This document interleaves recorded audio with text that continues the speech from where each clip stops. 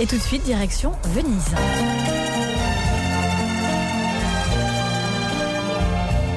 RTL. Que c'est triste Venise, autant les amours mortes. Jusqu'à 22h. Oh, je t'invite à Venise, avant que l'eau les noie. Venise n'est pas en Italie, Venise c'est chez n'importe qui, c'est l'endroit où tu es heureux. La curiosité est un vilain défaut. Sidonie Bonnec, Thomas Hugues. Venise dans les yeux et la voix de Charles Aznavour, Nilda Fernandez et Serge Reggiani et de notre invité. Il est italien, architecte et il vit depuis son enfance dans l'une des plus belles villes du monde, Venise. Ce soir dans La Curiosité, il nous fait découvrir celle qu'il aime tant. Bonsoir Franco Mancuso. Bonsoir. Soyez le bienvenu dans La Curiosité. Vous êtes venu en compagnie de votre éditeur et traducteur de votre livre que vous publiez à la Revue Conférence, un livre qu'on va feuilleter tout au long de cette émission. Vous êtes venu avec Christophe Caro. Bonsoir, monsieur l'éditeur. Bonsoir. Alors évidemment, l'image d'Épinal de Venise, ce sont ces canaux, c'est toute l'originalité et le défi de cette ville. Oui. Bon, les canaux. Alors, il faut se rappeler que Venise est une ville unique et pourquoi a été bâtie dans un endroit où n'existait pas le terrain pour faire la ville. Seulement de l'eau et des îles et peu de choses. Pas de matériaux pour bâtir des maisons, pas de l'eau. À boire. Donc c'est une grande lagune. Une grande lagune, et la lagune est aujourd'hui un grand bassin d'eau, 55 km plus ou moins pour 8, 10 de largeur, mais c'est un bassin qui est ouvert, qui est en contact avec la mer. Christophe, la ville est bâtie sur un chapelet d'îles, ça c'est unique en Europe ? Ça, c'est unique en effet en Europe. N'oublions pas que, d'une manière assez drôle d'ailleurs, lagune a donné en français lacune. Autrement dit, c'est vraiment un endroit où il manque quelque chose. C'est ça. Et en tout cas, Venise a admirablement répondu à ce manque, tout simplement en faisant exister ce qui n'avait d'une certaine manière aucune raison, même aucune possibilité d'exister. Ce que personne n'aurait pu jamais imaginer que ça pu exister un jour. Alors pourquoi l'homme décide tout d'un coup de fonder une ville dans cette lagune, dans cette lacune ? Parce qu'à l'époque, c'était un endroit très bien protégé. Pas besoin de bâtir des murailles, des enceintes. Très difficile. C'était très difficile d'entrer dans la lagune et trouver les villages où les habitants vivaient. Donc, ça a été la première raison. Un lieu bien protégé. Et après, où il y avait la possibilité de produire des choses qui étaient très bien commercialisées. Oui, parce que évidemment, Venise, c'est un port, donc la commercialisation de ce qu'on y construit peut se faire facilement, c'est ça ? La production du sel. Le sel était une chose facile à produire, parce que la lagune était une saline, et c'est facile.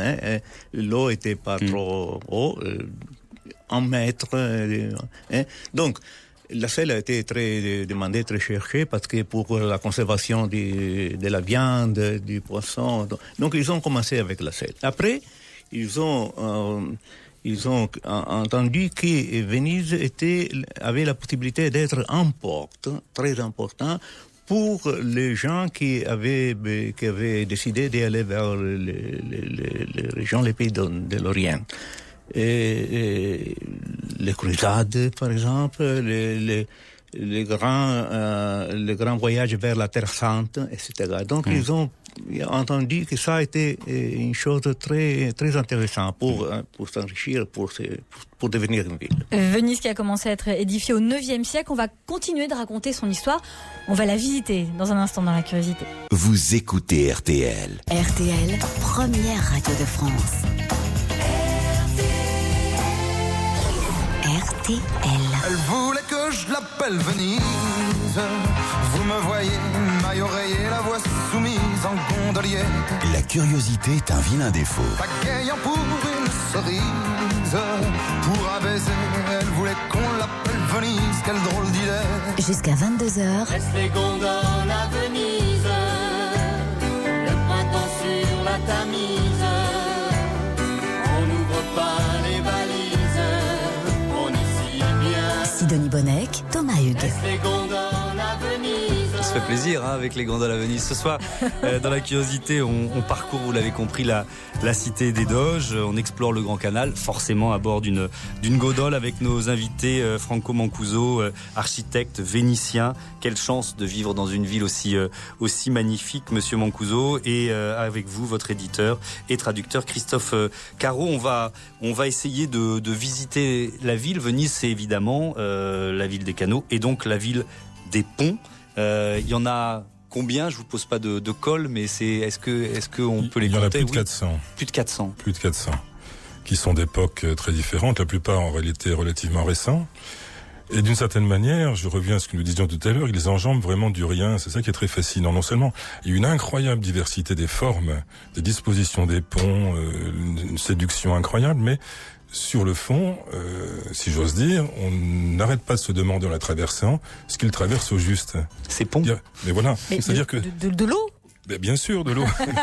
Rien qui soit discernable, vous voyez, quelque chose comme une rivière, comme ce qui fait qu'on a un sentiment d'être à la fois dans l'eau et hors de l'eau perpétuellement. Oui. Ce qui est quand même assez extraordinaire avec Venise, c'est que ça s'est construit en effet sur rien. C'était défendu par du rien.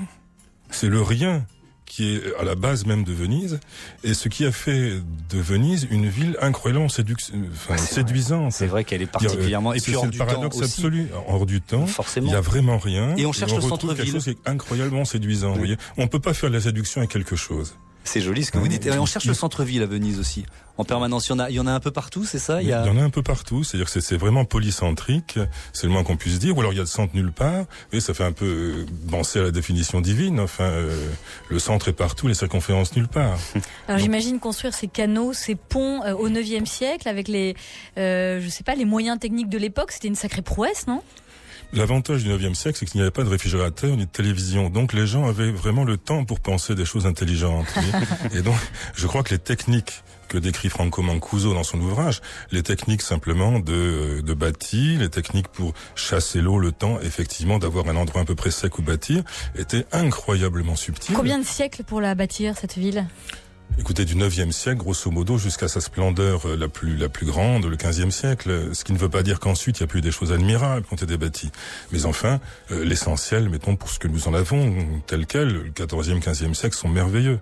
Ce qui ne veut pas dire qu'au 18e, il y a eu des choses merveilleuses aussi. Et qu'est-ce qu'il y a sous la ville ? Quelles sont les fondations de Venise ? Par exemple, le palais des Doges, il repose sur quoi ? Parce que vous nous parlez de rien, de vanité, de lacunes. Je m'inquiète. Rassurez-vous, ça ne s'effondrera pas tout de suite, manifestement. Donc il y a un terrain qui est grosso modo à 9, 10, 11, 13 mètres de profondeur en fonction des endroits, qui est en effet une couche d'argile très très solide, à partir de laquelle, ou sur laquelle on fiche des pilots, des pilotis, et toute une construction, un étagement de matériaux pour que les choses tiennent, en effet. Mais elles tiennent incroyablement bien sur ce fond, à condition d'aller le chercher, d'aller le trouver.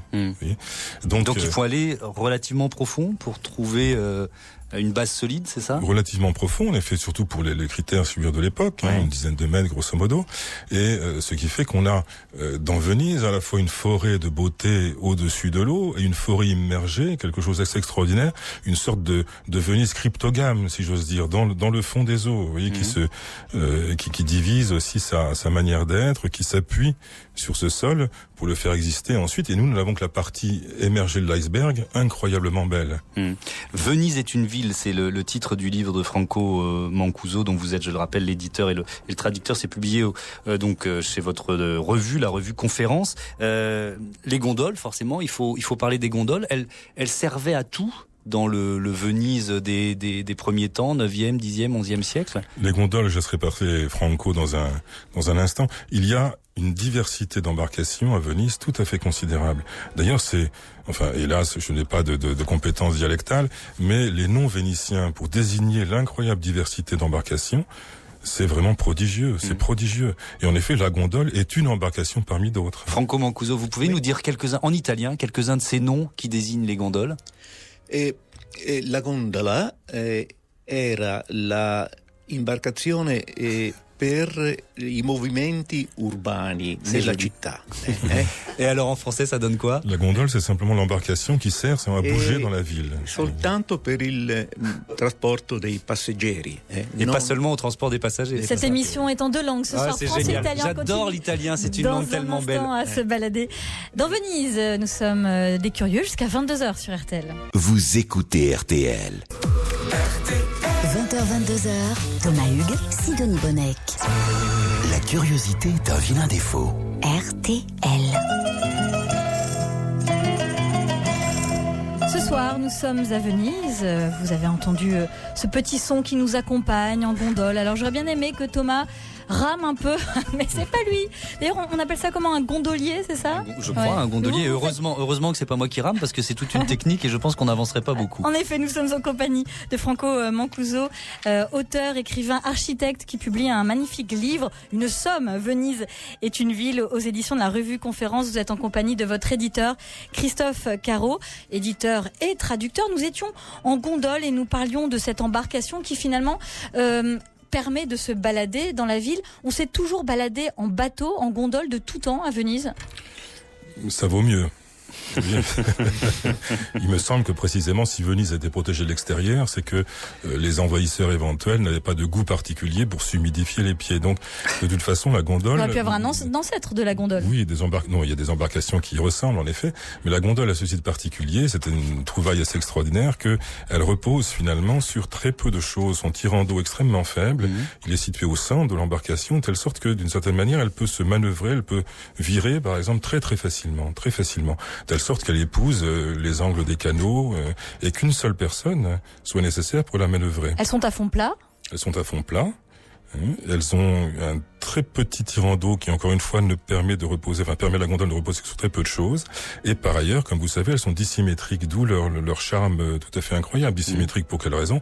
Parce que si un gondolier est seul pour la manœuvrer, il faut absolument que son poids, qui se porte d'un côté de la gondole, soit contrebalancé par le poids de l'autre côté de la gondole. Alors aujourd'hui, quand on voit des gondoles à Venise, on se gondole d'ailleurs parce que c'est extrêmement cher et presque plus personne ne peut l'utiliser vraiment, à part les touristes richissimes. Comme vous dites, beaucoup de gens l'utilisent. Les touristes, c'est richissime. Autrement dit, je crois que les Vénitiens se sont toujours très bien entendus pour faire en sorte que d'à peu près tout on fasse commerce. Et pourquoi pas des gondoles? Oui. Donc on ne peut plus utiliser. Donc c'est 80 € de l'heure. Peut-être. Ouais. La demi-heure même. La couleur noire, elle vient d'où? Est-ce qu'elle a une explication historique? Franco Mancuso. Italiano? En français. Ah non, en français. La couleur noire a été rendue obligatoire au XVIIe siècle. Pourquoi? Parce qu'à l'époque, on avait la gondola, mais beaucoup de formes, de décorations, trop. Les gens riches mettaient sous la gondola des décorations, des choses, des fleurs, etc. Donc alors le Sénat de Venise a décidé, la gondola c'est unique et il faut avoir une gondola, un modèle de gondola pour tout le monde et doit être noir parce que c'est encore plus élégant. C'est plus à mesure de la qualité de l'espace de Venise. On continue de se balader dans Venise. Il y a une artère principale, c'est le Grand Canal. C'est le Grand Canal, en effet. Oui. Vous savez, il y a un passage très célèbre de Philippe de Comines, si je ne m'abuse, chroniqueur d'un roi de France célèbre, c'est le moins qu'on puisse dire, Louis XI, qui parle d'une rue admirablement maisonnée. C'est un beau mot quand même, maisonnée. Et il parle de ça, c'est vraiment parce qu'il est allé à Venise. Il s'aperçoit en effet que là, la rue en question, c'est de l'eau. Ni plus ni moins, et que on y voit des façades comme n'importe quoi, et que tout semble bouger tout en étant incroyablement fixe. Donc pour lui, c'était vraiment la plus belle rue du monde. C'est comme ça qu'il le rapporte. Sauf que ce n'est pas une rue rectiligne, évidemment, parce qu'on est sur l'eau. Elle est quoi? Elle est courbe. Quelle forme a-t-elle? Une sorte de grand S sur une longueur importante, 4 km environ. Ce qui rend la chose encore plus séduisante. C'est un haut lieu du commerce à l'origine? Un haut lieu du commerce, oui, parce que le Rialto, le Rialto, a toujours été depuis quasiment à l'origine le lieu essentiel de concentration, mettons, où les choses, par agrégats successifs, ont composé Venise. Ce qui veut dire que ça a été le centre essentiellement marchand, commercial de Venise, l'autre centre que tout le monde connaît étant plutôt dévolu à l'aspect religieux et politique. Alors aujourd'hui, ce Grand Canal. Donc San Marco a un bout du Grand Canal devant le bassin, et puis le Rialto, là où converge finalement l'essentiel des marchandises de Venise. N'oublions pas par ailleurs que le Grand Canal Enfin, comment dire, on comprend mieux Venise si on perçoit que le canal, ça n'est pas autre chose qu'un fleuve, que les fleuves de la terre qui se jettent tout simplement dans la mer. Simplement, ça se fait dans une lagune. Mais les différents canaux, les lits que ces fleuves déterminent, ce sont les rues et les artères de la ville. Il se trouve que, au lieu que ce soit les rues que nous connaissons, c'est simplement de l'eau. Mais c'est aussi naturel. Si l'on avait, on trouvait tout à l'heure bizarre que Venise soit construite sur quasiment rien. Mais si l'on avait en soi le plan d'une ville tout à fait normale, et qu'il nous soit donné de remplacer les rues par de l'eau, nous aurions exactement cela. Simplement avec les qualités d'imprévisibilité d'un cours d'eau. Une nature qui forme le sol. Et dans la géographie sociale et économique de Venise, le Grand Canal, c'est quoi? C'est les Champs-Élysées? C'est-à-dire que c'est l'endroit où les maisons valent le plus cher et où très vite il a fallu habiter, c'est ça? Oui, c'est là qu'il a fallu habiter en effet, progressivement, tout simplement parce que à mesure que le commerce progresse, il y a tous les éléments de prestige qui vont avec cela. Et par ailleurs, comme vous savez, Venise a toujours accueilli énormément d'étrangers à proportion de ce commerce. Autrement dit, a laissé la porte ouverte à toutes sortes d'établissements, d'entrepôts où pouvaient apporter leurs marchandises, les Allemands, les Turcs, les Français, etc. Qui sont autant d'immeubles absolument magnifiques. En ce moment, a lieu une restauration qu'on pourra dire discutable, mais enfin d'un fondaco, d'un entrepôt extraordinaire, juste à côté de Rialto, où il y avait auparavant l'ancienne poste, qui va devenir un centre commercial, on peut dire hélas, peu importe, mais ce serait une forme de vie aussi, et qui était un lieu tout simplement où la marchandise étrangère affluait. Mais alors comment on explique ce succès commercial, comment cette ville vraiment construite sur un terrain si difficile a pu attirer le commerce du monde entier ? Si vous voulez, à mon avis, non seulement les Vénitiens ont un génie particulier, sans doute de ce côté-là, mais surtout, imaginez, vous êtes au 9e siècle, malgré votre âge encore tendre, et par ailleurs... Pas si tendre. Ça vous honore. On est tous tendres par rapport au regard du 9e siècle, forcément, mais bon. Et par ailleurs, vous êtes au milieu de rien. Je trouve que les Vénitiens, de ce point de vue-là, ont dû absolument négocier avec l'environnement sans arrêt, sans arrêt. C'est-à-dire qu'ils se sont rendus compte que de toute manière, ils étaient en commerce avec la difficulté naturelle, en commerce avec des envahisseurs potentiels, en commerce au sens difficile du terme, avec des cités rivales. De toute façon, la négociation, c'est leur entité la plus intime, la plus profonde depuis toujours. Donc il est relativement naturel qu'ils aient développé un commerce de ce genre. Et par ailleurs, la situation géographique, évidemment, confins d'Occident et d'Orient, y aide pour le moins. Venise est une ville, c'est le titre du livre de Franco Mancuso. On continue de la visiter grâce à vous. Vous écoutez RTL. RTL, première radio de France.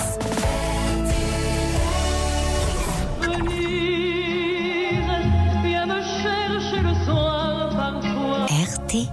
Oblige dans son sillage à refaire le voyage. La curiosité est un vilain défaut. Adieu Venise provençale, adieu pays de mes amours. Sidonie Bonnec, Thomas Hugues. Ah, la Venise provençale, on évoque Martigues, j'imagine, dans le sud de la France. Vous y avez vécu, non ? Mais bien sûr, c'est vrai que c'est très joli, mais enfin, je suis allée aussi à Venise, rien à voir. Et puis Venise, il y en a qu'une, évidemment. On aime bien Martigues, mais quand même. Ouais, mais quand même, mais c'est pas notre invité Franco Mancuso qui va nous dire l'inverse. Architecte et auteur, architecte et auteur de Venise est une ville, tout simplement, aux éditions de la revue Conférence. Vous êtes venu en compagnie de votre traducteur et éditeur Christophe Caro. Avec vous, on se régale et on visite cette île fondée sur du rien, comme vous nous avez dit très joliment, Christophe, tout à l'heure. Nous étions avec vous sur le pont du Rialto, trait d'union entre le quartier commercial historique puis le centre politique et le religieux de la ville. On avance, on se balade et tout d'un coup, nous voilà place Saint-Marc. Aujourd'hui, c'est un endroit qui est dévoré par le tourisme. On arrive à y voir quelque chose quand même. Il n'est pas bon. Qu'est-ce que vous nous faites découvrir ? Il n'est pas bon de dire aux auditeurs qu'il faut avoir la haine des touristes. Nous le sommes tous. Simplement, il faut essayer de pas la haine, mais on les voit forcément, et on en est. Non, mais simplement, je crois qu'à Venise c'est très important. Tout le monde connaît, je pense, parce qu'il en a vu des images, parce qu'il est allé à la place San Marco. Mais le plus important est de voir que Venise est non seulement ça, mais aussi une ville industrielle de premier ordre, une ville qui a inventé, que sais-je, l'armement des flottes, l'armement guerrier, l'arsenal, c'est une chose merveilleuse, infiniment vaste à Venise, qui a été une des premières villes industrielles en Europe, qui a été le plus grand centre industriel d'Europe pendant très longtemps. Vous voyez, autrement dit, je n'ai rien contre San Marco, je trouve ça magnifique. J'ai beaucoup de choses contre la touriste, je les trouve moins magnifiques, mais il faudrait leur dire qu'il y a 1000 autres choses qui font vraiment l'incroyable richesse de toute une région, toute une ville. Or, Venise, nous l'évoquions tout à l'heure, qui est lié vraiment au commerce, a toujours inventé des manières d'être une ville beaucoup plus vaste que ce qu'on imagine aujourd'hui. C'est-à-dire pas simplement la Venise des monuments telle que nous la connaissons, qui est magnifique, mais la Venise des monuments qui s'exporte, qui importe, qui fait rentrer des denrées, qui en sort, qui invente une industrie, en l'occurrence une industrie navale. L'Arsenal, c'est magnifique, vraiment une sorte d'usine dès le 15e, 16e siècle, la plus grande usine d'Europe, c'est là. Qui ensuite invente Marghera, un centre industriel juste à côté, au bord de la lagune, très tôt, les plans de 1915, 1916, 1919, avec une puissance considérable. Donc ce serait aujourd'hui, bien on peut encore découvrir cette trace navale, justement, puisque vous voulez nous faire découvrir pour cette Venise ancestrale et brillante. Comme vous savez, la Grande Muette, comme on l'appelle, l'armée en général, n'est pas extrêmement prodigue de ses dons et de ses travaux. Elle ouvre assez peu ses portes, sauf que elle a dû le faire récemment, tout simplement parce qu'elle s'est restructurée de l'intérieur à un point rare en Italie aussi comme en France. Ce qui veut dire que l'Arsenal, très grande zone à Venise avec des bâtiments magnifiques, certains du XVIe siècle, les grandes thésées, etc. Eh bien cet Arsenal est maintenant partiellement ouvert au public pour des activités culturelles, des expositions, etc. Et c'est splendide, c'est vraiment splendide. On parlait des touristes et comme vous dites, on a tous été des touristes pour découvrir Venise. J'espère que vous avez eu cette chance, Sidonie. Bien sûr. Ouais, c'est une ville géniale, magnifique. À chaque fois, il suffit d'y mettre un doigt de pied pour qu'on oublie tout ce qui fait notre environnement habituel. Et je pense que c'est aussi ce qui fait le charme de Venise. C'est une façon de parler. Après ma lourdeur s'exprime aussi. Je suis obligé de mettre le reste. Mais ce qui est fascinant dans cette ville, c'est qu'on s'y perd. Est-ce qu'il faut accepter de s'y perdre ? Mais oui, parce qu'on est sûr de s'y retrouver. D'une part, on ne se perd jamais vraiment, parce que si on cherche, où est-ce qu'on cherche là où on se trouve ? De toute façon, on n'est jamais perdu. Enfin, mais ce que je voulais dire par là, c'est qu'il faut sortir effectivement des grandes places. C'est très agréable, c'est que justement l'expérience de la perte n'est pas une expérience tragique à Venise, c'est le moins qu'on puisse dire. Oui. Il suffit d'avoir un peu de patience, de retrouver à nouveau tel ou tel élément qui nous paraît plus connu, pour que le chemin lui-même nous apparaisse comme s'étant creusé de possibles, de régions diverses auxquelles on n'aurait pas songé, et qui mènent toujours finalement au lieu où nous sommes. Ouais. Donc il n'y a aucune possibilité d'égarement. De toute manière, c'est entouré de toutes parts par de l'eau qui nous ramène éventuellement, si l'on est piéton, à une terre plus ferme. Vous voulez dire qu'à part nager, il peut rien nous avoir. Nager, il peut rien nous arriver. Et c'est une ville touristique depuis très longtemps ? Oui, depuis très longtemps, oui. Oui, non, Marco Mancuso. Venise a été toujours une ville touristique, on peut dire. Et pendant les siècles, 17e siècle et 18e, était visité par le Grand Tour, touché Venise. Donc, mais maintenant, le tourisme a changé beaucoup, est devenu un tourisme de masse. Il faut considérer que chaque année, on a 30 millions de gens qui arrivent, des touristes qui arrivent à Venise. Il y a toujours des Vénitiens à Venise ? Il y a quelques Vénitiens encore. La population... et des gens. Et des amis. Non, nous sommes 55 000 aujourd'hui, Vénitiens qui résistent, qui sont... Et vous étiez combien, par exemple, il y a 200 ans ? Ça c'est une colle, ça. Je sais pas, je tente. Ça a beaucoup varié, évidemment. Ouais. Par exemple, il va de soi qu'au moment de la Grande Peste, comme par hasard, beaucoup de Vénitiens, c'était pas les seuls, ont disparu.